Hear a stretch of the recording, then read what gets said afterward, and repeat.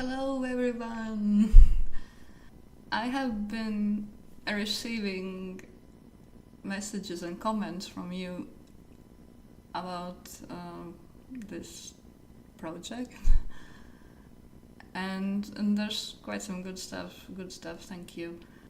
And one of the things that somebody asked was, "Why is this about peace and love? Where is Smash the Fash? Like, where is it?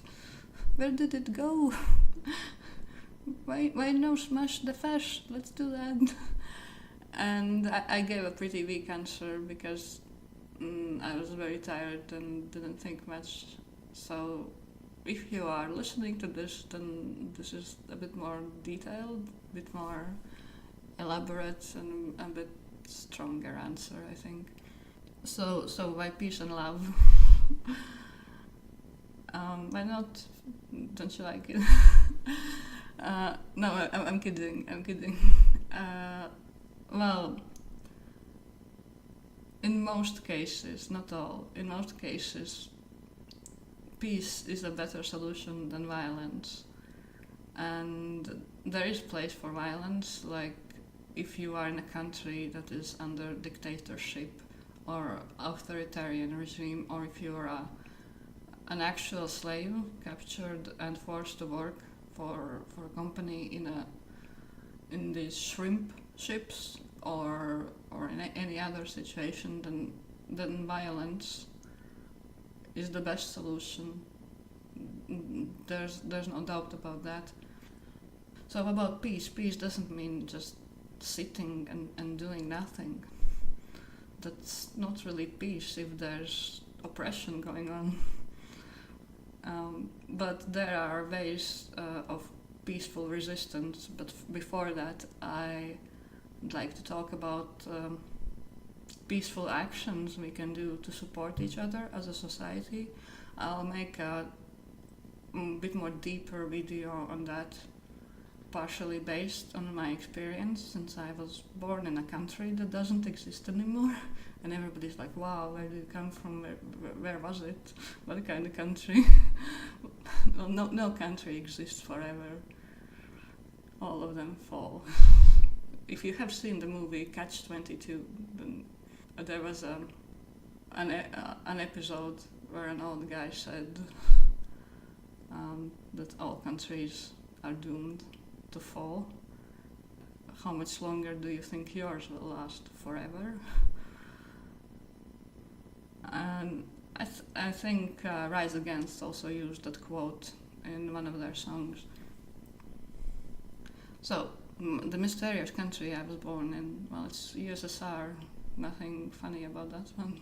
Nothing mysterious. And it's not like a unicorn forest. It's really... So I'll talk about underground peaceful resistance that was going on there. Not based on my experience, I was a kid back then, but based on people that I grew up with who told me stories, and based on documentaries and other resources that I found. I am so easily sidetracked. So yeah. Well, first thing, we should care about each other, because that's the society we want to live in eventually. That's the end goal, where you're not hurt just because you can work and need to eat. And there are underground kind of alternative markets, like gift economy markets, places where you leave goods that you don't need and take goods that you need. And different food distribution organizations, legal and underground, and people that do dumpster diving in wealthy places. They often take much more than you can really eat, so there's plenty to share. For example, that's an example. Another thing is is creating shops where you offer things for free, like bike shops. In Spain, there was a case where anarchists occupied a bank. Well, the bank was abandoned and it bankrupted.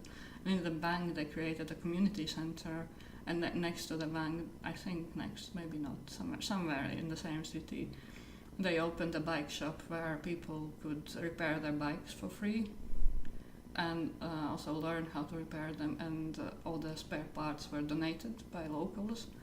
So it's a nice thing, and things like that.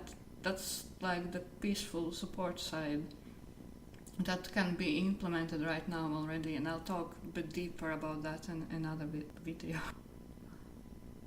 And about peaceful resistance, it has many advantages over violent resistance.